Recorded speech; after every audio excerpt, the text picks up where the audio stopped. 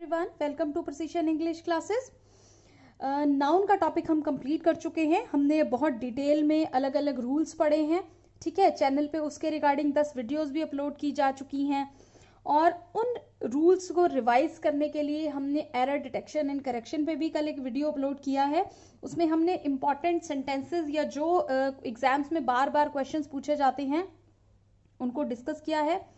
उसी सीरीज को कंटिन्यू करते हुए आज कुछ और सेंटेंसेस हम डिस्कस करेंगे एरर डिटेक्शन एंड करेक्शन में।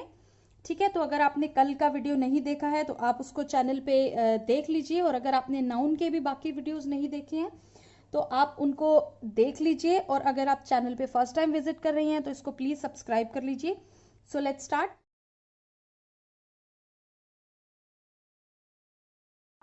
आज का हमारा जो पहला सेंटेंस है वो है the flexible of withdrawals from funds under NPS should be tightened. The flexible of withdrawals from funds under NPS should be tightened. Okay? अब flexible जो शब्द है, flexible का मतलब होता है लचीला। ठीक है, तो the flexible of withdrawals यहां पर ये एडजेक्टिव है, और हमारे सेंटेंस के हिसाब से यहां पर एडजेक्टिव नहीं क्या आना चाहिए, नाउन आना चाहिए। तो फ्लेक्सिबल का नाउन हम कैसे बनाते हैं? नाउन हम जनरली सफिक्स ऐड करके बना देते हैं, जैसे IET, नेस, मेंट। ठीक है, इस तरीके से आप जनरली आप फाइंड करेंगे कि नाउन के पीछे ये वर्ड्स लगे होते हैं। तो यहां पर अगर हम इस सेंटेंस को करेक्ट करेंगे तो हम कैसे करेंगे?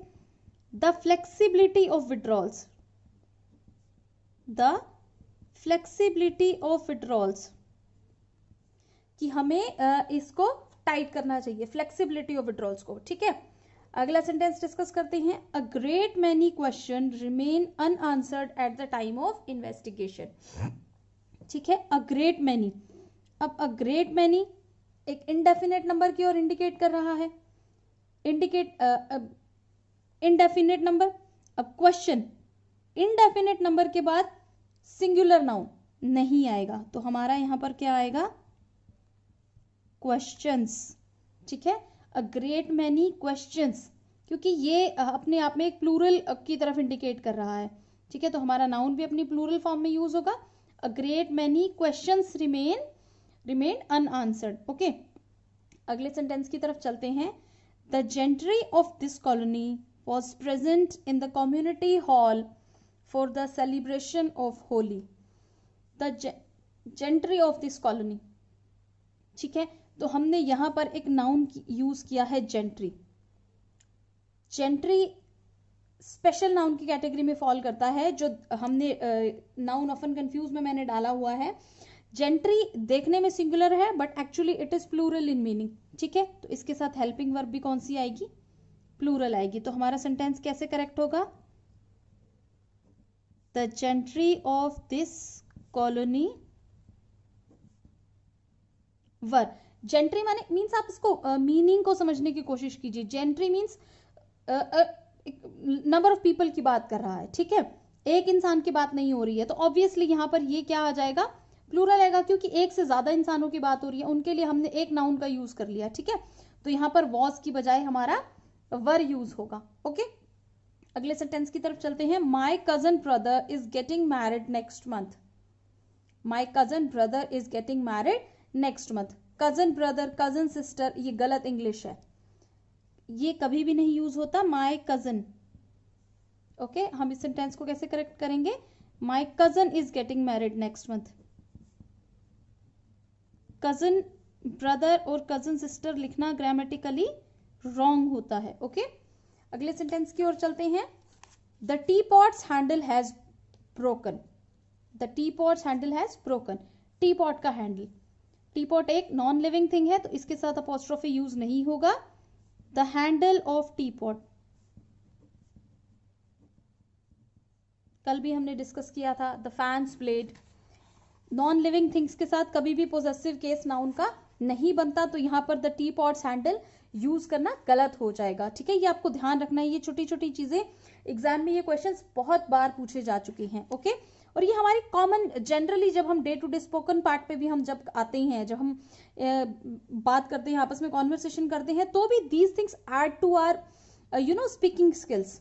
ओके, सो आपको इन चीज़ों का ध्यान रखना है। And the more you revise this questions, the more you understand the rules, and तो आप धीरे धीरे आप देखेंगे कि आपके जो स्पीकिंग स्किल्स हैं उसमें भी इम्प्रूवमेंट होती है। Okay, so I would request कि आप इन जो आप वीडियोस मैंने अपलोड की हैं आप उनको एक बार दोबारा से देखें, आप उनको बार बार देखें, सो दैट कि आपको रूल्स क्लियर हो जाएं और धीरे धीरे वो आपकी जो आपकी वोकैबुलरी है, आपकी स्पीकिंग है, उसका पार्ट बनते जाते हैं। ठीक है, एक बार देख लेने से हम कई बार भूल जाते हैं चीज़ों को।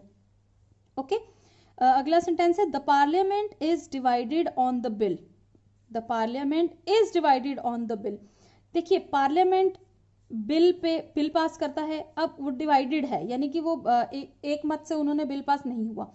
तो हमने कल डिस्कस किया था और पहले भी नाउन जब हमने डिस्कस किए हैं, तो जैसे पार्लियामेंट हो गया, जूरी हो गया, कमेटी हो गया, टीम हो गया, ये नाउन ऐसे हैं अगर तो ये अपने ओपिनियन में इकट्ठे हैं तो हम इनके साथ सिंगुलर हेल्पिंग वर्ब लेते हैं, लेकिन अगर इनका ओपिनियन डिवाइडेड है तो हम इनके साथ प्लूरल हेल्पिंग वर्ब लेते हैं। ठीक है, जैसे आप इस प्रेजेंट सेंटेंस पे देखते हैं द पार्लियामेंट इज डिवाइडेड, माने वो एक मत से बिल पास नहीं हुआ, तो यहां पर क्या आएगा, are.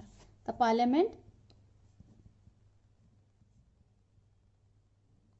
Are divided on the bill. ठीक है, इन नहीं आएगा यहां पर।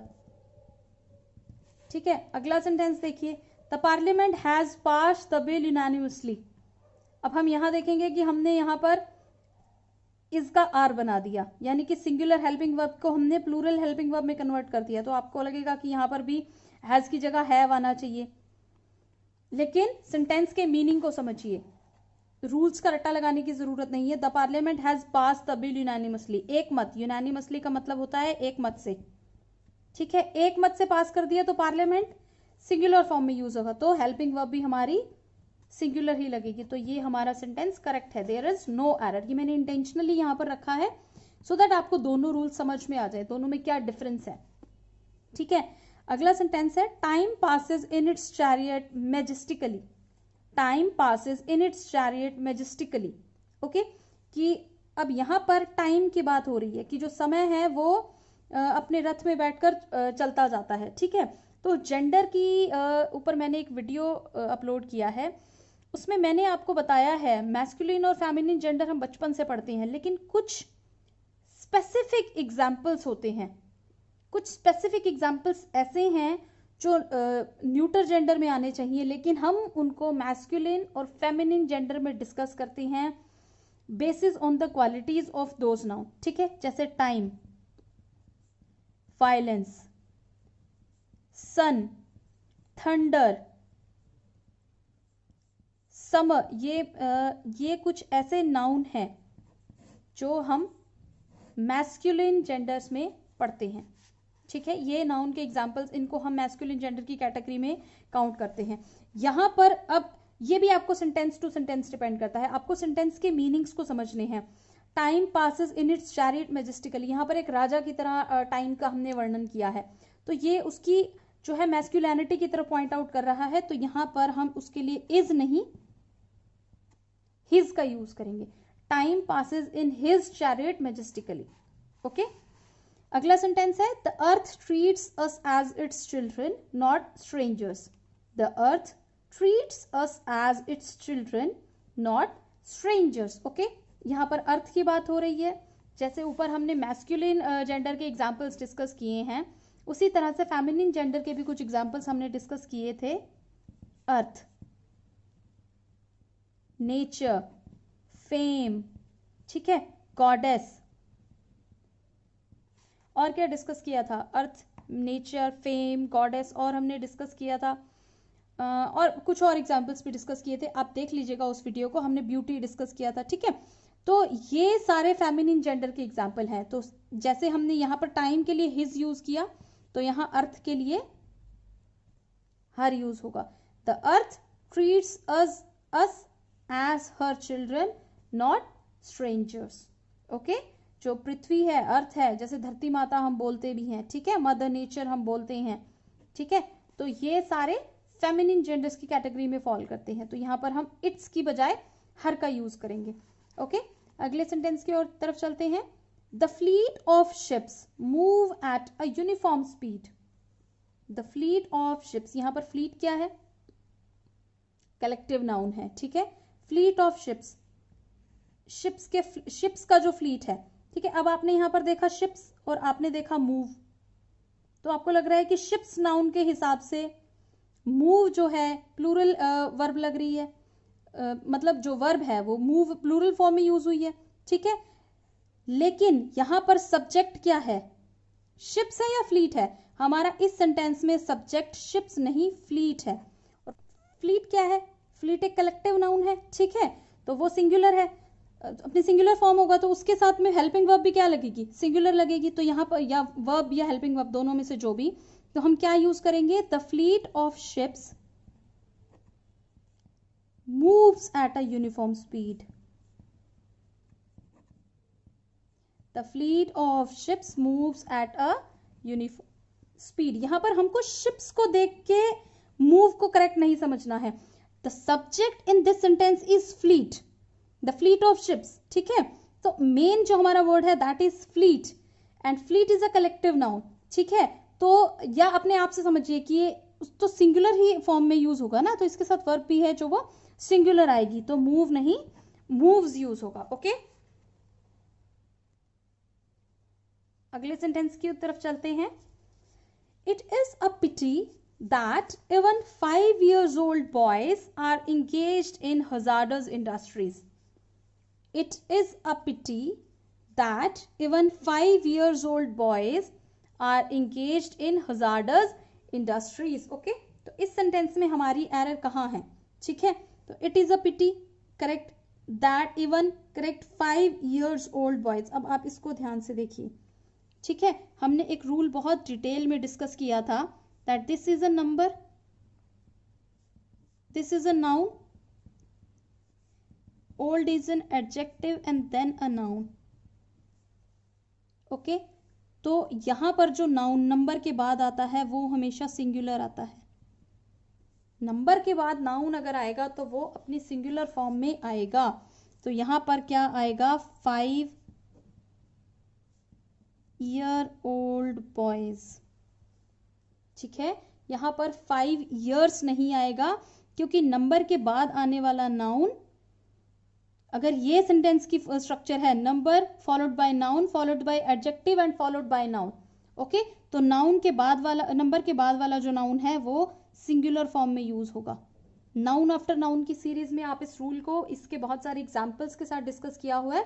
अलग अलग सेंटेंस की स्ट्रक्चर मैंने उसमें डिस्कस करी है, बहुत डिटेल में एग्जाम पॉइंट ऑफ व्यू से उस टॉपिक को कवर किया हुआ है। अगर आपने वो वीडियो नहीं देखा है तो आप उसको देख लीजिए, ठीक है। आपको डिटेल में ये रूल समझ में आ जाएगा, बट फिर भी यहाँ पर रिवीजन कराने के लिए मैं बता दे रही हूँ आपको दैट नंबर, उसके बाद noun, adjective and then noun हो तो नंबर के बाद वाला जो नाउन है वो सिंगुलर फॉर्म में यूज होता है। तो यहाँ पर 5 year old boys आएगा, 5 years old boys नहीं आएगा, ओके। अब अगला सेंटेंस देखते हैं। मेघन इज 5 year old। अब मैंने इस सेंटेंस को इसके नीचे एग्जैक्टली नीचे जान के रखा है सो दैट कि दोनों रूल्स कंपेयर हो जाए और क्लैरिफाई हो जाए और मिस्टेक के चांसेस खत्म हो जाए।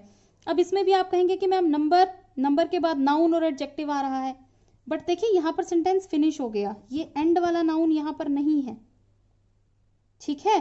तो यहाँ पर ये वाला जो नाउन है वो इस नंबर के अकॉर्डिंग यूज होगा। अगर ये होगा कि मेघन इज 1 year old,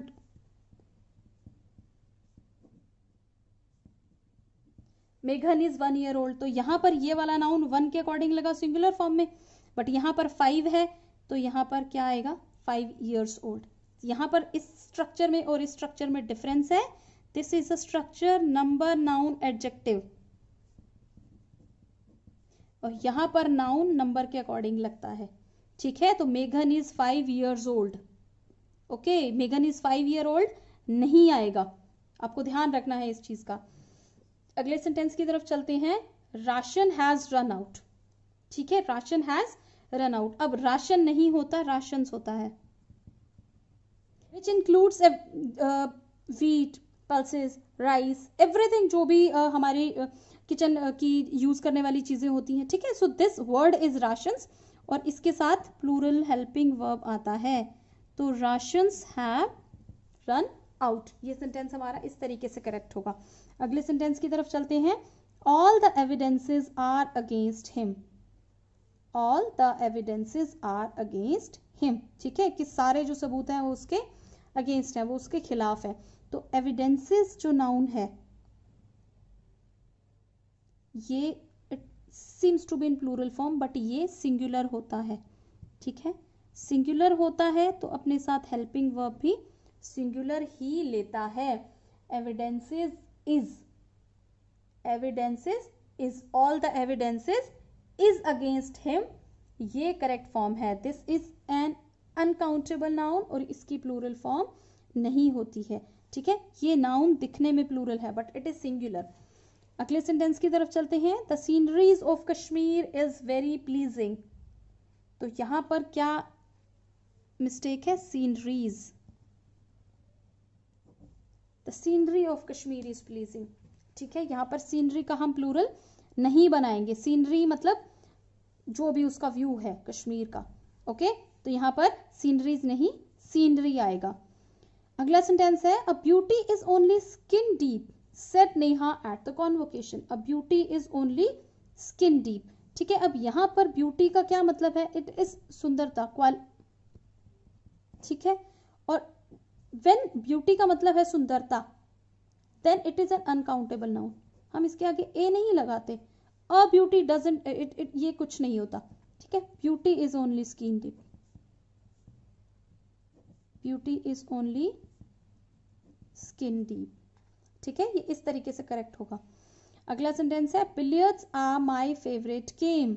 ठीक है, तो बिलियर्ड्स भी इसी कैटेगरी में फॉल करता है कि बिलियर्ड्स जो कल डिजीजेस के नाम हमने डिस्कस किए थे, measles, diabetes, mumps, subjects discuss किए थे, मैथमेटिक्स, सिविक्स, पॉलिटिक्स, इकोनॉमिक्स। ठीक है, they seem to be in plural form but they are actually singular.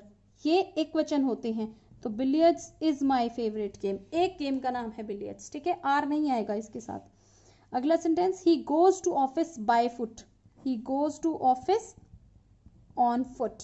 हाँ, लेकिन अगर कोई मोड ऑफ ट्रांसपोर्ट होगा तो बाय होगा, लेकिन पैदल के लिए हम ऑन फुट का यूज करते हैं, बाय फुट का यूज नहीं करते हैं। He goes to office on foot, ना कि बाय फुट। ओके, अगला सेंटेंस डिस्कस करते हैं। One of my neighbour told me about theft in your house. One of my neighbour, एक ने बताया। किसमें से एक? पड़ोसियों में से एक। पड़ोसी में से एक तो नहीं होगा ना, तो नेबर्स।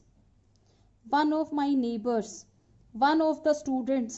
ठीक है, कि स्टूडेंट्स में से एक। वन ऑफ द गर्ल्स, लड़कियों में से कोई एक। ठीक है, तो ये अगर इस तरीके का होता है सेंटेंस, वन ऑफ वगैरह यूज होते हैं तो उसके बाद प्लूरल में होगा, नाउन जो होगा वो प्लूरल फॉर्म में यूज होगा। तो यहाँ पर नेबर नहीं, नेबर्स आएगा। ओके, लास्ट सेंटेंस डिस्कस करते हैं आज के लेक्चर का। There were small audience in the meeting. There were small audience in the meeting. तो यहाँ ऑडियंस के लिए वर का यूज हुआ है जो गलत है। There was small audience in the meeting. Audience अपने साथ हमेशा सिंगुलर हेल्पिंग वर्ब या वर्ब लेता है। ठीक है, आई होप आपको ये वीडियो अच्छा लगा, तो आप इसको शेयर कर लीजिए अपने फ्रेंड्स के साथ, लाइक कर दीजिए, और मेरे चैनल पे अगर आप फर्स्ट टाइम आए हैं तो इसको जरूर सब्सक्राइब कर लीजिएगा। Thank you for watching, thank you and have a nice day.